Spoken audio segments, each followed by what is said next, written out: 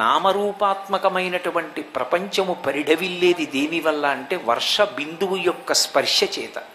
ఆ వర్ష బిందువు లేకపోతే అసలు ఉత్పత్తి లేదు. కాబట్టి మహోపకారం చేసేటటువంటి సృష్టికర్త ఆయనే, స్థితికర్త ఆయనే, ప్రళయకర్త ఆయనే. మీతో నేను మనవి చేసి ఉన్నాను, 300 కిరణముల చేత మంచుని సృష్టిస్తాడు. ఎందుకు మంచుని సృష్టించడము అంటే ఆ మంచు ఏర్పడినటువంటి కాలంలో ఋతువు మారుతుంది. శరదృతువు, హేమంత ఋతువు వస్తాయి.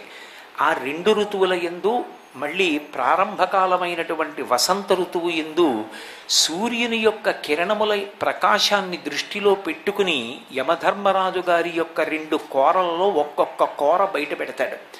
వసంత ఋతువులో ఒక కోర పైకి వస్తుంది, శరదృతువులో ఒక కోర పైకి వస్తుంది. ఈ 2 కోరలు పైకి వచ్చినటువంటి సమయంలో విశేషమైనటువంటి జననష్టం జరుగుతుంది. యథార్థానికి అలా జననష్టం జరగనటువంటి పరమ భద్రతతో కూడుకున్న కాలం ఇది అంటే గ్రీష్మ ఋతువు. గ్రీష్మ ఋతువు ఎండలు మెండుగా కాస్తాయి, కానీ అది లోకానికంతటికీ క్షేమదాయకమైనటువంటి కాలం. ఎందుకంటే సూర్యకిరణముల యొక్క ప్రసారం చాలా విస్తారంగా ఉంటుంది. అందుకే ఆయన ఆ కిరణములను వశ్యము, మీష్యము, శైష్యము, అలాగే హరాదినము అని 4 రకములైన విభాగంతో 300 కిరణములను మంచు సృష్టి చేయడానికి వినియోగిస్తాడు. ఆ కాలము లయకారకమై ఉంటుంది. ఇంకొక 300 కిరణములను శుక్రాస్తము, చంద్రాస్తము అనేటటువంటి 2 విభాగముల చేత ముగ్గురిని కాపాడుతుంటాడు ఏకకాలంలో. దేవతల్ని, పితృదేవతల్ని, మిగిలినటువంటి మనుష్యాది సమస్త జీవకోటిని 300 కిరణములను 2 విభాగములు చేసి కాపాడతాడు. అలా కాపాడడం కోసమే ఆయన యొక్క తేజస్సు మారుతూ ఉంటుంది. మహాసౌరంలో ఆయన గురించి మాట్లాడుతూ ఒక విషయం చెప్తారు. అన్ని ఋతువుల యందు సూర్యబింబం ఒక్కలా ప్రకాశించదు. ఒక్కొక్క ఋతువు యందు సూర్యబింబం యొక్క ప్రకాశం వివిధ రకములుగా మారిపోతుంది. అన్నిటికన్నా ముందు మనం చెప్పేది ఏదంటే చైత్ర వైశాఖ మాసములు వసంత ఋతువు.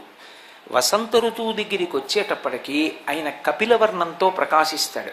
కపిలవర్ణము అంటే చాలామంది నల్లటి రంగు అని అనుకుంటూ ఉంటారు. కపిల గోవు అన్నాను అనుకోండి, నల్లటి గోవు అనుకుంటారు. కానీ కపిలవర్ణము అంటే నలుపు అని లేదు.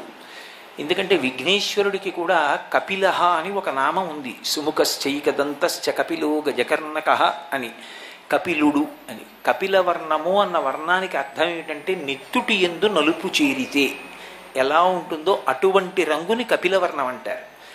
ఆవులలో సహజంగా నెత్తుటి యందు నలుపు చేరినటువంటి రంగుతో కొన్ని ఆవులు ప్రకాశిస్తూ ఉంటాయి. అటువంటి ఆవుల్ని కపిల గోవులని పిలుస్తారు. ఆ కపిల గోవు ఏర్పడడానికి కారణం ఒకానొకప్పుడు పరమశివుని యొక్క నేత్రముల నుండి దృష్టిపాతము కొన్ని ఆవుల మీద పడింది. అప్పుడు అవి అటువంటి రంగు సంతరించుకున్నాయి. అందుకే మళ్ళీ గోవుల యందు కపిల గోవుకి విశేష ప్రాధాన్యత. అటువంటి కపిలవర్ణంలో వసంత ఋతువులో ప్రకాశిస్తాడు. వసంత ఋతువు చైత్ర వైశాఖ మాసములు.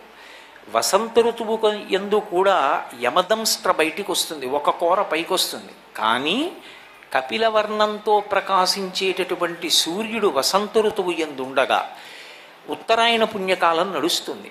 ఉత్తరాయణ పుణ్యకాలం నడుస్తూ వనములన్నీ కూడా అపారమైనటువంటి శోభతో ఉండే కాలం వసంత ఋతువే. అందుకే రామాయణంలో కూడా చైత్ర శ్రీమాన్ ఇయం మాస పుణ్య పుష్పితకానన యవ్వరాజ్యాయ రామస్య సర్వం మే ఓపకల్ప్యతాం అంటారు.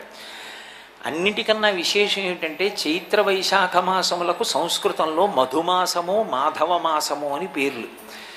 ఈ 2 మాసములలో పుట్టినటువంటి వాళ్ళు మహాపురుషులు. మనకి అసలు మానవ జాతిని నడిపించగలిగినటువంటి మహాపురుషులందరూ కూడా చైత్ర వైశాఖ మాసాల్లోనే పుట్టారు.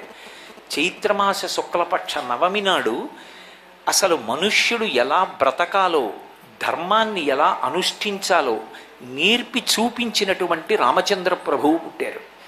వైశాఖ మాసంలో శుక్లపక్ష పంచమి నాడు లోకానికంతటికీ భక్తి జ్ఞాన వైరాగ్యాలు నేర్పినటువంటి వాడు సాక్షాత్ కైలాస శంకరుడే కాలడి శంకరుడిగా అవతరించినటువంటి శంకర భగవత్పాదుల యొక్క జయంతి.